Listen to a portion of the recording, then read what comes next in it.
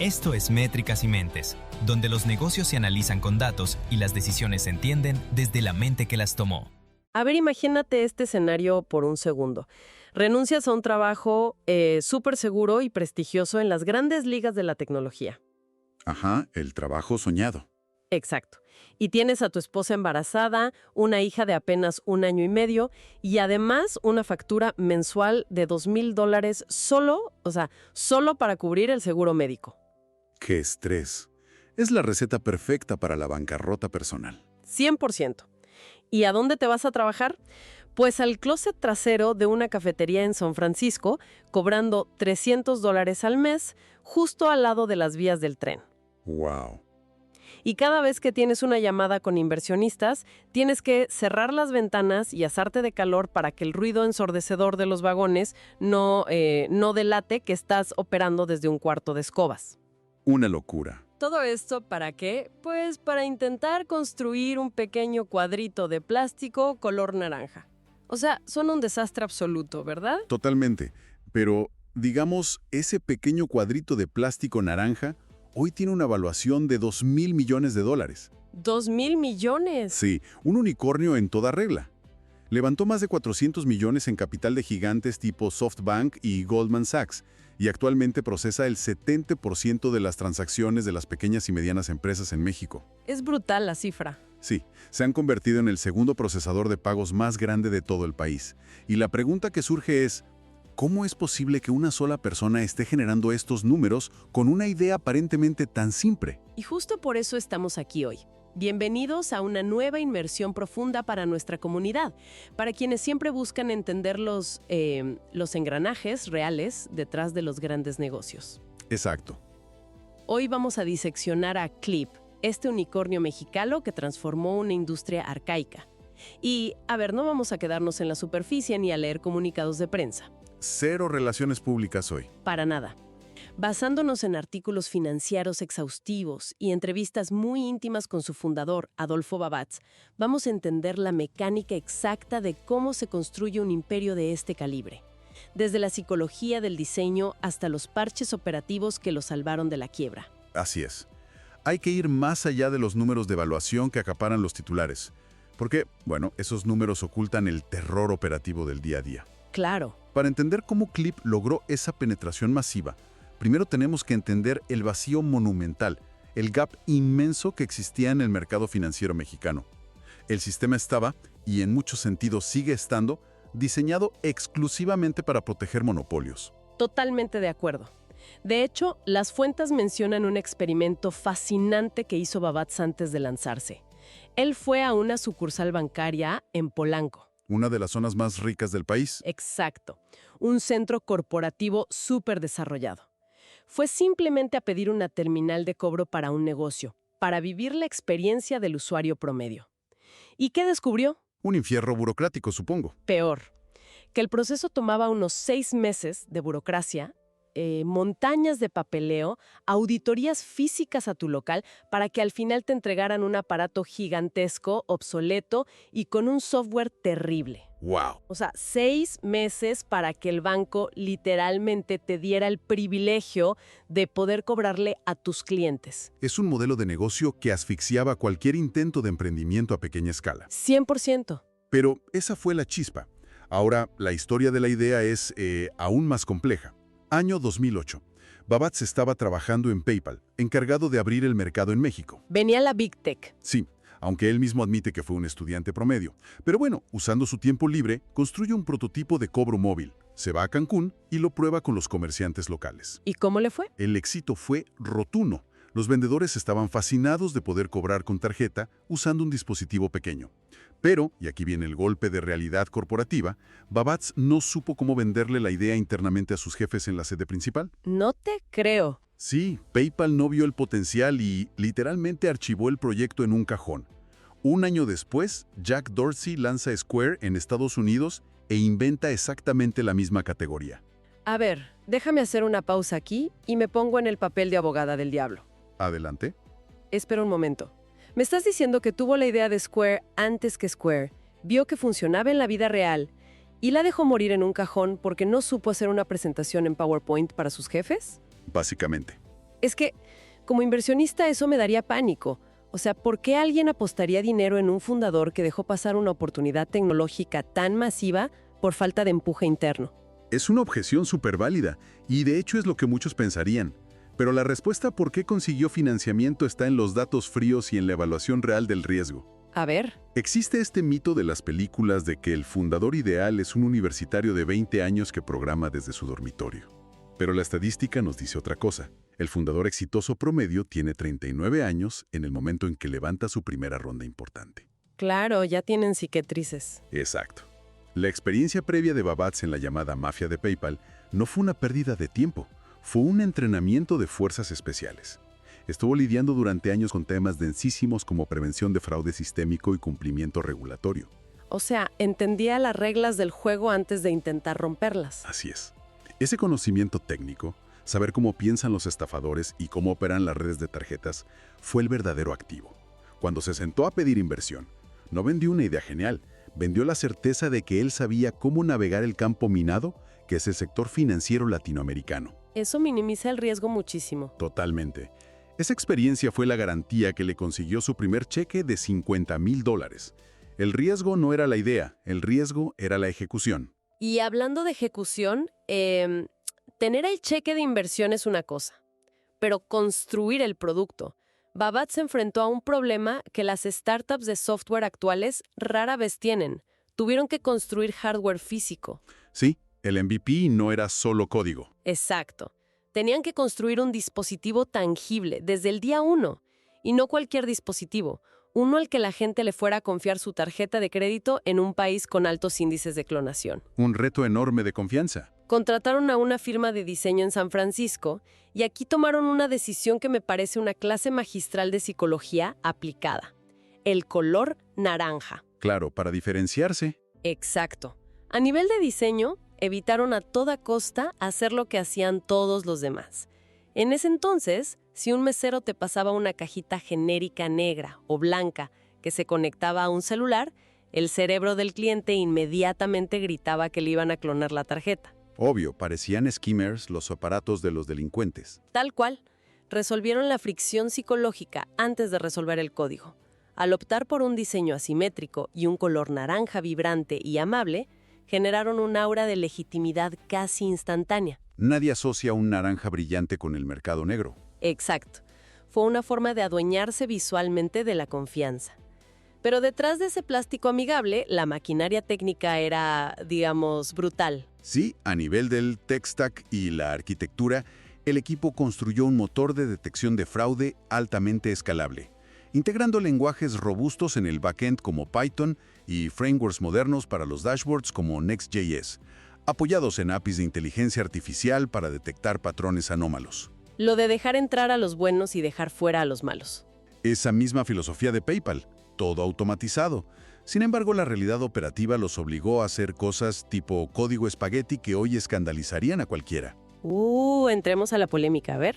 Resulta que los bancos mexicanos, para proteger su monopolio, les cerraban las puertas. No les daban los contratos para conectarse a las redes locales. Entonces, ¿qué hicieron para lanzar rápido su MVP? No me digas qué. Empezaron a procesar las transacciones enviando el enrutamiento hacia Estados Unidos. Allá procesaban el cobro y luego, en el backend, ajustaban el tipo de cambio manualmente para que al comerciante mexicano le cuadrara la cuenta en pesos. Es un arbitraje tecnológico puro y duro. O sea, a ver si entiendo. Como las autopistas financieras estaban bloqueadas, Clip construyó un túnel subterráneo. Literalmente. Enviaban los datos a escondidas por la frontera digital, los procesaban allá en la nube usando AWS o lo que fuera, y los devolvían disfrazados de moneda local. Por un lado, es una genialidad técnica de supervivencia. Sí, un hack brutal. Pero por otro suena a una locura regulatoria que los pudo haber mandado a la cárcel o destruido la empresa. Fue un riesgo enorme, pero calculado. Era un hack temporal para demostrar tracción. Si no demostraban demanda, los bancos nunca iban a negociar. Tuvieron que operar en esta zona gris hasta tener volumen suficiente para obligar al sistema a abrirles la puerta oficialmente. Claro. Y ese volumen nos lleva al corazón de su modelo de negocio, el modelo de agregador. Así es. Clip no es un banco, es un agregador. Y para entender esto, Tenemos que ver cómo operan los costos y las plataformas. Cuando pasas una tarjeta usando infraestructuras como Stripe o similares, hay cuotas de intercambio. Las famosas interchange fees. Exacto. Los bancos no querían a las microempresas porque el costo de evaluarlas era mayor que los centavos que ganaban. Entonces Clip dice, nosotros seremos el comerciante maestro. Asumen el riesgo frente a la red y afilian a millones bajo su paraguas. El problema es que les impusieron pagar la cuota de intercambio más alta de todo el ecosistema. Castigando sus márgenes unitarios al máximo. Sus ganancias por cada cobro son delgadísimas. Y la única forma de que este modelo funcione es a través del volumen masivo. Necesitan millones de aparatitos naranjas procesando pagos. Y al principio, la estrategia de crecimiento fue un fracaso espectacular. Las ventas puerta a puerta. Sí. Contrataron vendedores para ir de comercio en comercio explicando el aparato. Era lento, carísimo y la conversión era mínima. Estaban quemando capital rápido. Sí, para 2015 la empresa estaba estancada. Las fuentes mencionan que estuvieron a 5 días de quedarse sin dinero para pagar la nómina de sus 30 empleados. Una locura. Y aquí es donde ocurre un pivote que me parece brillante. Estaban desesperados. Un día, entran a una tienda de conveniencia, un Oxxo, y ven las tarjetas de prepago de Netflix y Xbox. Ajá, colgadas en el pasillo. Y tienen una epifanía radical. Deciden empacar su hardware financiero, que en esencia es software B2B, y venderlo en el retail físico tradicional. Consiguen entrar a Sam's Club. Es una táctica maestra de distribución. Déjame hacer otra pausa, porque esto hay que analizarlo. O sea, vender tecnología financiera junto a los detergentes y las papas fritas suena a desesperación. ¿Cómo justificas los costos logísticos del retail para una startup tecnológica casi en quiebra? Parece desesperación, pero escondía una profunda comprensión del usuario. El costo de adquisición, el CAC, en puerta a puerta era insostenible. Al entrar a Sam's Club, resolvieron eso. Piensa en quién va a comprar ahí. Los dueños de negocios, de restaurantes, las estéticas. El cliente está en modo de compras para su negocio. Clip logró transformar un ciclo de ventas B2B súper complejo en una compra de impulso B2C. Claro. El taquero va por servilletas, ve el lector naranja, dice, esto me sirve, y lo echa al carrito. Redujeron la fricción a cero. Ahora, una aclaración obligatoria sobre la estrategia de crecimiento. A ver. Las fuentes dicen que eventualmente crecieron comprando anuncios masivos en Google, Facebook y Twitter. Pero ojo, así es como lo hicieron en aquel entonces usando publicidad tradicional en Facebook y Twitter, que ahora es X. Pero hoy la jugada ganadora sería usar videos cortos orgánicos en TikTok o Reels. Totalmente. Mostrando casos de éxito reales y usando segmentación impulsada por inteligencia artificial. Lo que funcionó en digital en 2015, hoy te lleva a la quiebra. 100% de acuerdo con ese filtro de actualidad.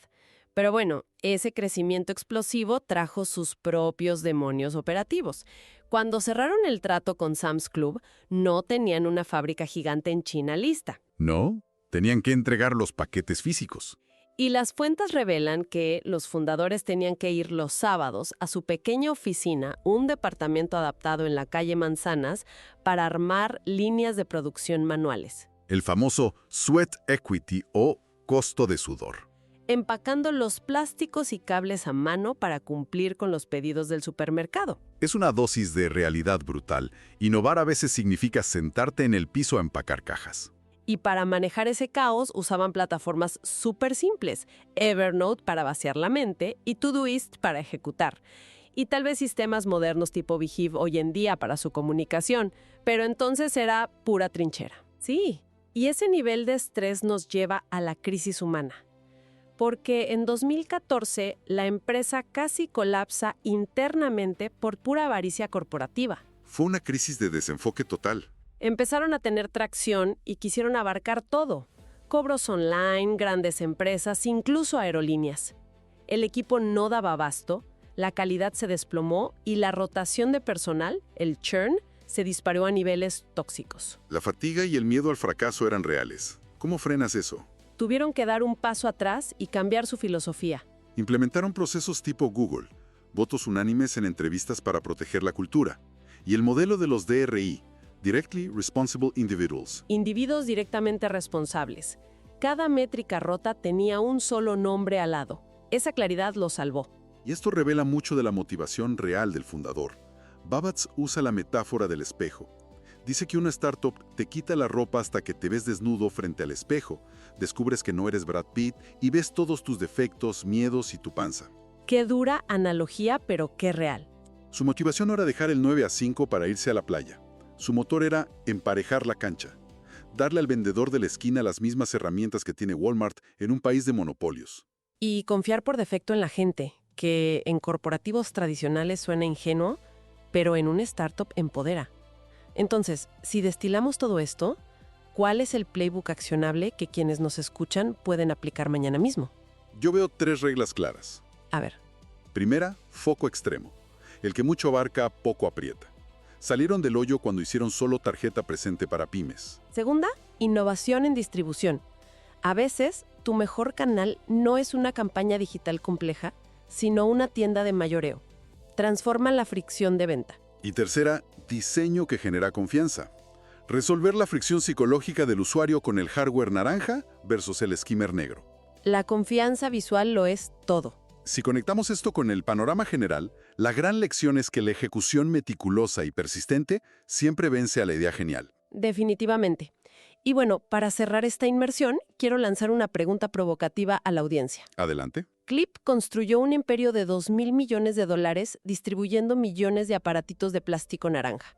Pero con la llegada de tecnologías como Tap to Pay, donde los celulares pueden cobrar tarjetas directamente sin ningún hardware extra. Pantalla con pantalla. Exacto. La pregunta ¿es este modelo de negocio físico realmente sostenible a largo plazo o estamos viendo el inicio de su obsolescencia tecnológica? Una gran pregunta para debatir en nuestra comunidad. Ahí se las dejo para que lo analicen con sus propios proyectos. Muchísimas gracias por acompañarnos. Recuerden cuestionar sus modelos mentales y que siempre hay una capa más profunda por descubrir. Hasta la próxima. Gracias por escuchar Métricas y Mentes. Si quieres ver este episodio en video, búscanos en YouTube como Métricas y Mentes. Nos escuchamos en el próximo episodio.